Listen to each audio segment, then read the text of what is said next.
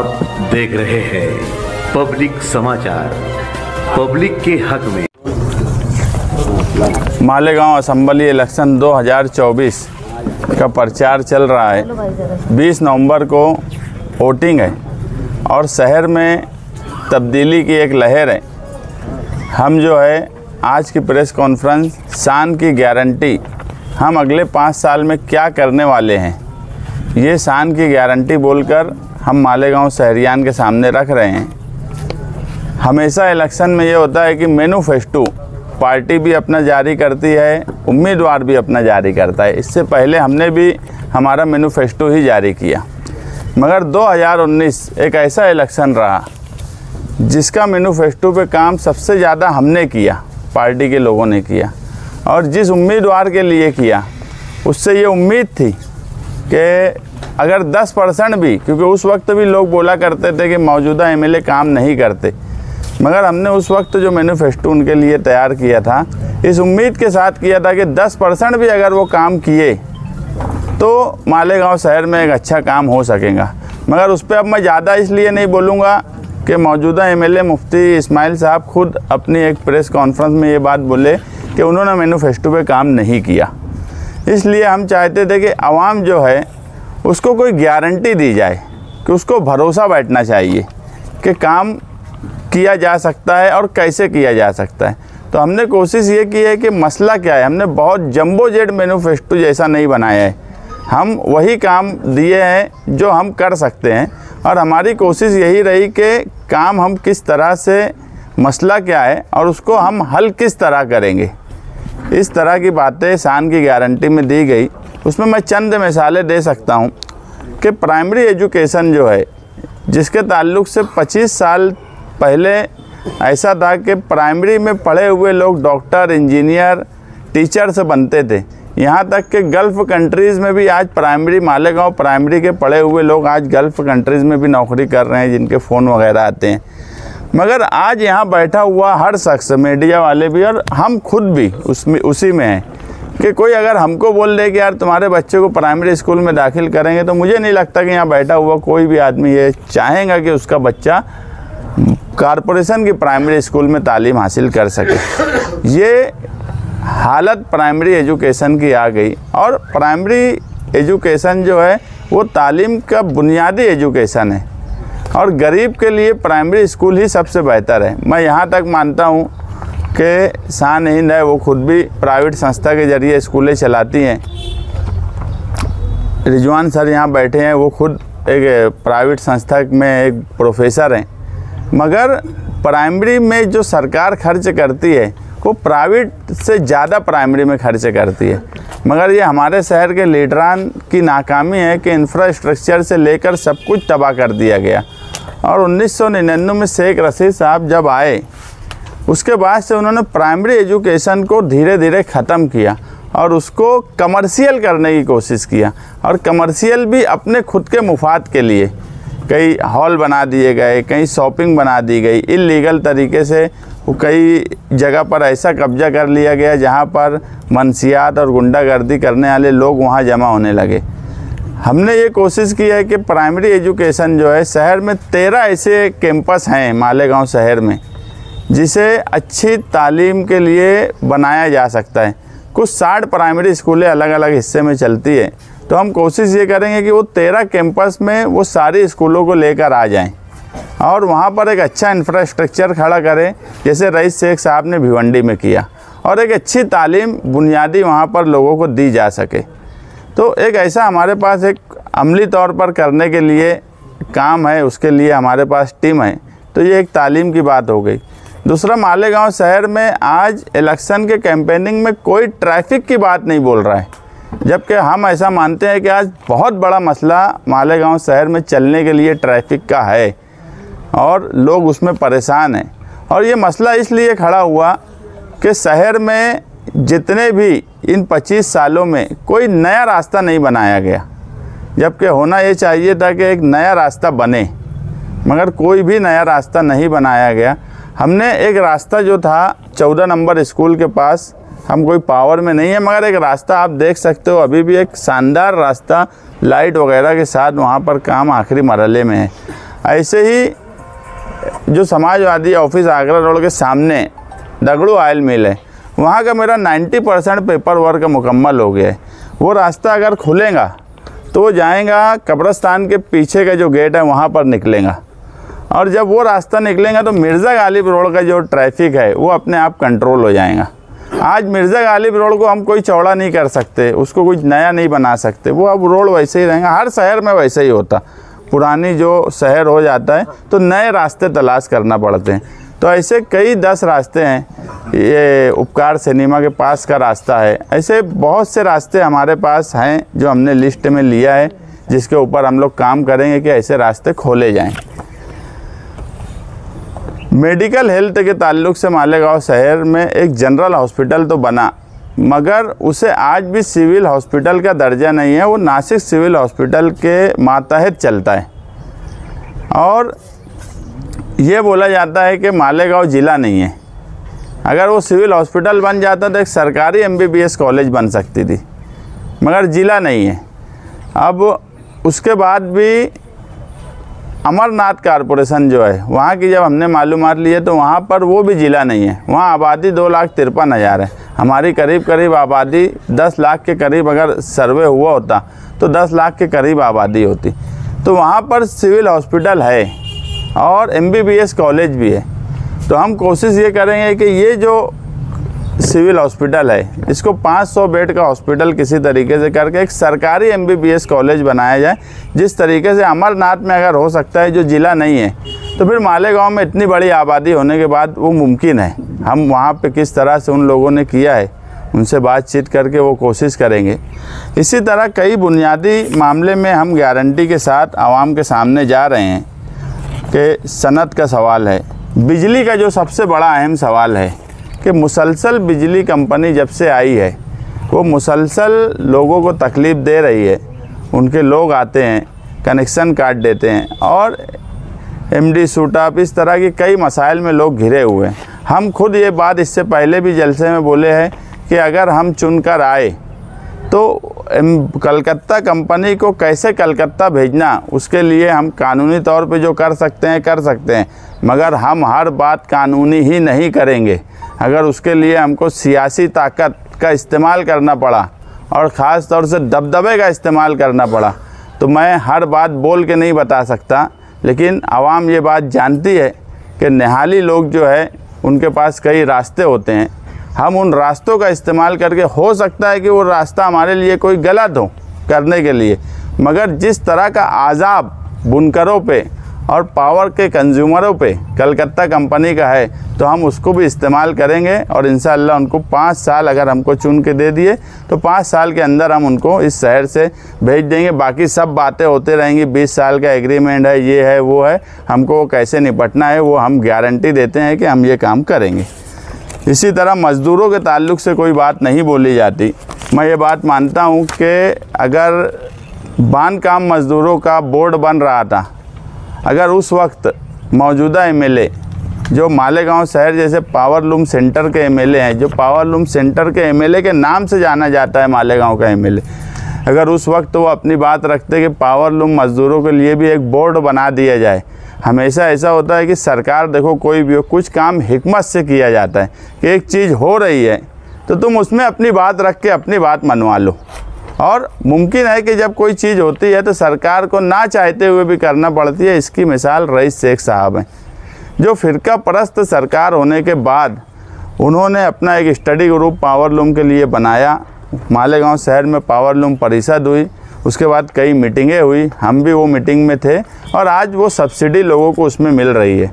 और वो study group अभी भी कायम है, मगर उसमें भी ऐसा हुआ था कि मौजूदा MLA पावर लूम सेंटर का होने के बावजूद उस स्टडी ग्रुप में नहीं थे। अगर हम आए तो हम वो स्टडी ग्रुप जो बना है हम उसमें शामिल होंगे, और जो बुनकरों के मसाइल है और मज़दूरों के मसाइल है वो दोनों के लिए है। वो power loom, plain power loom के लिए स्टडी ग्रुप बना है, तो हम कोशिश करेंगे कि मज़दूरों के लिए कोई बोर्ड बनाया जाए। और कई स्कीमें जो है सेंट्रल गवर्नमेंट और स्टेट गवर्नमेंट की है, हम हमेशा स्कीमों का फ़ायदा लोगों को देने की कोशिश करते हैं, वो भी देंगे। मगर एक मालेगांव के लिए पावर लूम मज़दूरों के लिए एक पावर लूम मज़दूरों का बोर्ड ज़रूर बनाएंगे। इसी तरह कई इमरजेंसी के हालात, ख़ास तौर से पानी का जो सवाल है, 5% पानी पट्टी। मैं हमेशा बोला हूँ कि मालेगांव शहर के लोग जो भी लीडर हैं, तुम हमेशा देखे होंगे हमने कभी 5% पानी पट्टी कम हो इसका लेटर भी नहीं दिया। आज तक हमने लेटर नहीं दिया। हमने 65 लेटर ये ज़रूर दिया कि दाबाड़ी को पानी ना दिया जाए, तलवाड़ा की नई पाइपलाइन जारी की जाए, क्योंकि जो लोग 5% पानी कम हो ये बात बोलते थे, उनको सियासी ना समझ थी, ना उनको ये समझता था कि ये किस तरह से हो सकता है। बस ऐसा है कि कोई आके बोला, एक बयान दे दिए, नुमाइंदगी इस शहर में ऐसा हो गया है कि एक लेटर का देना या किसी से मिल लेना, इसको क़यादत और नुमाइंदगी समझा जाता है, जबकि ये बिल्कुल गलत बात है। हम आज भी एलानिया यहाँ से भी बोलेंगे कि अगर कोई रोड और गटर, बारीक बारीक गलियाँ और बोल बनाने के लिए ओढ़ देने की बात शान को करेगा तो कोई मतलब की बात नहीं है। 13 उम्मीदवार में किसी को भी अगर वो ओढ़ देगा वो एमएलए बनेगा, 13 की 13 उम्मीदवार में से। तो मैं ये बात मानता हूँ कि ये 5 करोड़ का जो एमएलए फंड होता है वो घर बैठ के आता है, वो कोई भी कर सकता है, उसके लिए कोई ज़रूरत नहीं है शान हिंद को ही वोट दिया जाए। लेकिन अगर वोट देना है तो रोज़गार का सोचिए, हेल्थ का सोचिए, इस शहर में एजुकेशन कैसे अच्छा बेहतर हो उसका सोचिए। बाकी जो बुनियादी काम है वो एमएलए की हैसियत से बहुत अच्छे ढंग से किए जा सकते हैं। और जो फ़िरका परस्तों का सवाल इस शहर में बढ़ गया है वो किस तरीके से कम हो, और पानी जो 5% पानी पट्टी कम किस तरह से होंगी, हमने इससे पहले ही बताया कि जैसे ही तलवाड़ा की पाइपलाइन जो काम जारी है और हमारी कोशिश से जारी है, वो जैसे ही एटीटी के फ़िल्टर प्लांट पे वो पानी शुरू होगा, उसके फ़ौरन बाद हम गिरना डैम का पानी जो 80% लिया जा रहा है उसको कम करेंगे। और जो ना नफ़ा ना नुकसान की बुनियाद पे जो स्कीम चल रही है वो अपने आप लेवल होंगी, और वो लेवल होते से ही हम 5% पानी पट्टी फ़ौरन कम कर देंगे। ये सीधा सीधा हमारा हिसाब किताब है। इसी तरह और कई चीज़ें हैं जो हमने इसमें लिख दी है, और हम कोशिश कर रहे हैं कि 5 साल में अगर हम गारंटी दे रहे हैं और बोल रहे हैं गारंटी से, तो हम इंशाअल्लाह ताला पूरी कोशिश करेंगे कि जो चीज़ें इसमें लिखी है वो तो हम गारंटी से करें। इसके अलावा भी अगर कुछ काम आते हैं इन 5 सालों में, हालात बदलते रहते हैं। अगर महाविकास आघाड़ी की सरकार बनी, इंडिया अलायंस की सरकार बनी, जो कि हालात वैसे लग रहे हैं, तो मालेगांव शहर में सिर्फ समाजवादी की उम्मीदवार है जो उस अलायंस का एक हिस्सा बनेगा। और आज 2 उम्मीदवार जो हैं, एक तो खुला बीजेपी के साथ चल रहे हैं, अजीत पवार उनके उम्मीदवार हैं। अब इसमें कोई दो राय या कोई शक भी नहीं बचा है। ऑफिशियल बड़े न्यूज़ चैनल भी ये बात बोलने लगे हैं। दूसरा जो है, मौजूदा एमएलए जो है, उन्होंने इससे पहले खुद बोला था इस्लामाबाद या किले की एक प्रेस कॉन्फ्रेंस में कि मैं 2.5 साल यूपी सरकार के साथ रहा, यानी बीजेपी के साथ रहे। मतलब अगर ये दोनों उम्मीदवारों में से कोई भी चुन के जाएगा तो ये यूपी सरकार के साथ रहेगा, और हम जो है इंडिया अलायंस के साथ रहने वाले हैं। और इंशाअल्लाह जो काम आज हम गारंटी के साथ दे रहे हैं वो भी करेंगे, और हालात के जैसे हालात 5 सालों में आएंगे उसमें हम कोशिश करेंगे, और कोई काम करने की ज़रूरत होगी वो भी करेंगे। हम बस आवाम से यही चाहते हैं कि शान की गारंटी जो आने वाले मुस्तकबिल के लिए है, जो आने वाले शहर की मिली शनाख्त के लिए है। दूसरी एक बात मैं बोल दूं कि मालेगांव शहर का अपना एक मिली शनाख्त है। हम हमेशा बोलते कि ये शहर मजहबी है मगर शिद्दत पसंद नहीं है। अगर मजहबी है, मुसलमानों का शहर है, तो उसकी शनाख्त दिखना चाहिए। और यही वजह थी कि मछली बाज़ार में निहाल साहब ने नूरी टावर बनाया था। मगर आज आप देखेंगे जब मालेगांव शहर में लोग आते हैं तो हमें कहीं से हमारी मिली शनाख्त नहीं दिखती है। और हम ये बात मानते हैं कि हमारी मिली शनाख्त मालेगांव शहर में आने के फ़ौरन बाद दिखना चाहिए, झलकना चाहिए। हम कोशिश करेंगे वो इंफ्रास्ट्रक्चर के ज़रिए हो या किसी और ज़रिए हो, हमारे शहर की मुसलमानों की मिली शनाख्त अगर मालेगांव में कोई आए तो उसको लगे कि ये शहर मुसलमानों का है, इसकी कोशिश करेंगे। वो है, मैं शायद उसमें लिखा भी हूँ। मैं इसके ताल्लुक़ से सबसे पहले, मैं जब हमारी कारपोरेशन में एक मीटिंग हुई वाटर सप्लाई डिपार्टमेंट के साथ, तो मैंने उसमें वो वाटर सप्लाई डिपार्टमेंट के लोगों ने मुझे बोला था कि यार ये ऐसा एक चीज़ की जाए। 10 एकड़ वहाँ ज़मीन है, यानी गिरना डैम पंपिंग के बाजू में 10 एकड़ ज़मीन है। उसके लिए हमने जब गुलाब राव पाटिल को लेटर दिया तो उन्होंने कहा कि ये अजीत पवार से आप लोग को मिलना चाहिए, ये इरिगेशन डिपार्टमेंट की ज़मीन है, तो उनसे अगर मिलेंगे तो तुम्हारा काम हो जाएगा। जयंत पाटिल से, अजीत पवार बोल रहा, जयंत पाटिल से। हमने जयंत पाटिल को भी लेटर दिया था और वो सोलार सिस्टम हम लगाने की कोशिश करेंगे, क्योंकि वो ज़मीन अगर मिलेंगी तो कॉरपोरेशन वहाँ सोलार सिस्टम लगा सकती है। बात यही है कि हम जो चाहते हैं, पहला हमारा मकसद है कि तलवाड़ा से हम ज़्यादा से ज़्यादा पानी लें। आप अगर देखेंगे कि तो मैं उस पर बात नहीं करूँगा, तो साइंस यानी जो टेक्निकल या मेडिकल लाइन से गिरना डैम का पानी सही है, उसकी क्वालिटी ये मेडिकल लाइन से सही है, मगर हर चीज़ मेडिकल लाइन से ही नहीं होती। तलवाड़ा का पानी जो है वो बहुत बेहतर है। और जो खुजली की बीमारी मालेगांव शहर में, मुझे यहाँ बैठे हुए भी सैकड़ों लोग होंगे जो इसमें हैं, ये एक वजह गिरना डैम स्कीम भी है, उसका पानी है, क्योंकि वो पानी ही मृत साटा है। लेकिन आज हमको ज़रूरत है, हम उसको छोड़ नहीं सकते। लेकिन अगर हम तलवाड़ा से ज़्यादा पानी ले और वहाँ सोलार सिस्टम बैठा दे तो हमारा खर्चा 5% पानी पट्टी कम, क्या हम अगर ये 15 साल में पानी पट्टी इतनी लंबी बढ़ गई है तो हम कोशिश करेंगे उसको बहुत तो नहीं मगर कुछ हद तक कम करें और ये 5% रोके, क्योंकि गरीब आदमी परेशान हो रहा है। तो वो सोलार सिस्टम और तलवाड़ा हमारा मेन मकसद है, तलवाड़ा से हम 60% पानी कम से कम लेना शुरू करें। पुल सिर्फ ज़हूर खान, रिजवान खान और मुस्तकीम डिग्निटी शान हिंद के लिए बनाया गया। इसके अलावा मुझे कोई बता दे वो पुल से उसको फ़ायदा हो सकता है। मैं आज भी बोलता हूँ, आसिफ शेख अगर वो ब्रिज पर आकर खड़े होकर ये इलेक्शन के तभी 4 दिन बाकी है और झंडा लेके ये बोल दे कि ये मेरा कारनामा है और इससे ये फ़ायदा होगा, तो मैं मान लूँगा। प्लानिंग, पढ़ा लिखा होना और सियासी समझ और ठेकेदारी जहन से अगर निकाल दी जाए तो वहाँ स्काई वॉक की ज़रूरत थी। बुलंद इकबाल और मैं, हमने पूरी कोशिश की कि वहाँ स्काई वॉक बने। यहाँ तक कि हाई कोर्ट गए, आर्बिट्रेशन बैठा दिए। आर्बिट्रेशन में भी ऐसा हुआ कि उस वक्त इब्राहिम सेठ मेयर थे, इन्होंने बातचीत करके इसका चेक दे दिया। तो हाई कोर्ट ने ये बोली कि यार हम नहीं बोल सकते कि वहाँ ब्रिज बनेगा कि स्काई वॉक बनेगा या फिर वो 16 करोड़ की डामर की रोड बनेगी। और वो बात बराबर थी जज की, क्योंकि वो फैसला ये कैसे करेंगे। तो बोले आर्बिट्रेशन बनाते, उसमें बुलंद बिता। हमने वहाँ भी हमारी बात रखी, मगर क्या मत मारी गई थी आसिफ शेख की या ठेकेदारी की लालच थी ये मुझे नहीं मालूम। मगर इतना बड़ा बेवकूफ़ी का ब्रिज मुझे नहीं लगता कि कोई समझदार आदमी जिसको सियासी समझ हो, जिसको शहर समझता हो, कि गाड़ी क्या आएंगी आप मुझे बताओ। बस नीचे से आने वाली है, सारे रिक्शे कुसुम्बा रोड से लेके हजार खोली तक सब नीचे से जाने वाले हैं, मछली बाज़ार तक। उसके बाद तुम्हारे जितने स्कूल के बच्चे हैं वो सब नीचे से जाने वाले। तो ब्रिज पे से जाएगा कौन? ब्रिज पे से जाने वाले मुझे नहीं लगते, आउटर के लोग जाने वाले। एकदम सीधी सी बात है, आप कोई भी बड़ा शहर उठा के देख लो, मुझे नासिक में बताओ कि सिटी में कौन सा ब्रिज है। एक सिटी में ब्रिज बताओ नासिक में, नेशनल हाईवे पे।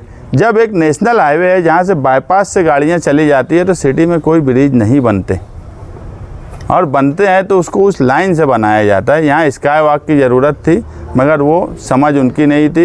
एक आजाब आ गया, हम स्काई वॉक का सवाल उसमें रखे होते वहाँ पर, मगर ये ब्रिज जो इस तरह का बना दिया गया तो अब वो टेक्निकली कैसे बन पाएगा आज हमको उसकी गुंजाइश नहीं दिखती, इसलिए हम आज वो बात नहीं बोले। सभी पाना मैनिफेस्टो जारी किया, आपने निशान की गारंटी, लेकिन आज भी मालेगांव शहर बुनियादी सहूलतों से महरूम है। उस पर कोई बात नहीं कर रहा, चलने के लिए सड़कें दी हैं, हम ही उस पर बात कर रहे हैं। हम तो ये बात बोल रहे हैं कि यार बुनियादी सहूलत अगर इन 25 सालों में दी गई होती। देखो ये दोनों लोगों की हार की निशानी एक ही है। मौजूदा एमएलए बोलते इन्होंने काम नहीं किए, ये बोलते इन्होंने काम नहीं किए। एक सीधा सा मैसेज है कि काम दोनों ने नहीं किए। हम कोशिश करेंगे बुनियादी सहूलत देने की। और दोनों इसलिए नहीं बोल सकते कि दोनों इक़्तिदार में थे। कारपोरेशन में शेख रशीद साहब और उनकी अहलियाँ थी, तो शेख आसिफ साहब ठेकेदारी कर रहे थे, तो वो कैसे बोलेंगे। और एमएलए मुफ्ती इस्माइल साहब थे, उन्होंने नहीं किया। तो ये दोनों इसीलिए मुद्दों से हटके गैर ज़रूरी बात करते हैं, शहर के डेवलपमेंट के ताल्लुक़ से बात ही नहीं करते, ताकि अगर ये बात करेंगे तो दोनों इसके मुजरिम हैं। जा रहा है शहर में, उसकी एक वजह अहम ये है कि फूड एंड ड्रग्स का यहाँ पे ऑफिस नहीं है। अगर कोई पकड़ा जाता है तो उसको नासिक चेक करने के लिए ले जाते हैं। उस वक्त तक वकील जो हमारे तौसीफ वकील भी बैठे हैं, वकील लोग बड़े माहिर होते हैं कोई अपने मतलब और अपने फ़ायदे की बात निकालने के लिए, तो फ़ौरन जो है वो चेकिंग और वहाँ से आने जाने का जो वक्त लगता है उसमें जो आरोपी है वो फ़ौरन छूट जाता है। तो हम कोशिश करेंगे फूड एंड ड्रग्स का एक ऑफिस, एक ब्रांच मालेगांव में बने, और इसके लिए हमने एडिशनल एसपी से अभी भी ये गारंटी के दौरान भी मैं उनसे मिला और बात किया कि आपने ऑफिशियली क्या क्या काम किया है। तो उन्होंने हमको लेटर भी दिया कि वो खुद भी चाहते हैं कि फूड एंड ड्रग्स का ऑफिस बने, मगर बात ऐसी है कि कोई डिपार्टमेंट हमेशा क्या चाहता है वो देता है, मगर लीडर का काम है कि डिपार्टमेंट अगर कोई चीज़ चाह रहा है तो उसके लिए कोशिश करके करवा लेना। तो वो भी हम कोशिश करेंगे। बोलने का मतलब ये है कि हमने ये गारंटी ऐसे ही नहीं बनाई है, हमको जहाँ जहाँ जिससे बात करनी थी और हल बताया हम, वो हमने कोशिश की है बात करके उसका हल बताने की। नहीं लग रहा है कि मौजूदा एमएलए का कोई मैनिफेस्टो आया है, क्योंकि मुझे नहीं लगता कि इस मरतबा वो मैनिफेस्टो उनको निकालना चाहिए। पिछला ही मैनिफेस्टो बोल दे कि यार इसको ही आगे बढ़ा दूंगा तो अच्छा है उनके लिए। आलीशान गाड़ी में उनके ही लोग वीडियो भी डाले और उसके बाद आकर ठहरे के आगे आके कोई, मैं पहली बार देखा हूँ कोई एक पेशेंट 2 एम्बुलेंस गाड़ियों के साथ में आ रहा हो, तो ये बात ज़रा मुनासिब नहीं है। सेहत जो है वो अल्लाह की बहुत बड़ी रहमत और नेमत है। इसमें अगर इससे हम एतराज़ करते हैं या ऐसी हरकत करते हैं, ये नाशुक्री होती है, मैं ये मानती हूँ। इसलिए अल्लाह की रहमत और नेमत से नाशुक्री नहीं करना चाहिए इंसान। जो जैसी पोजीशन में है, जैसा है वैसा दिखाना चाहिए। दिखावा कर रहे थे क्या आपके बोलने का मतलब? नहीं, उनके तरफ से एक वीडियो आया जिसमें वो बहुत हशाश बशाश लगे मोबाइल पर बात कर रहे थे। हम लोग भी देखे, हमको भी बहुत खुशी हुई कि शहर के मौजूदा एमएलए बहुत सेहतयाब हो गए। लेकिन बहुत दुख हुआ जब वो मालेगांव शहर आए तो उनकी हालत देख के बहुत अजीब लगा कि वो बिल्कुल एम्बुलेंस में थे। हम लोग उनको सेहतयाब देखना चाहते हैं, इस हालत में देख के बहुत दुख हुआ। जानबूझ के बनाई, कहीं ऐसा नहीं होता कि एक पेशेंट 2 एम्बुलेंस में आए। ज़रा अब मैं उस पर कुछ और भी बात बोल सकता था, अगर मुनासिब नहीं है।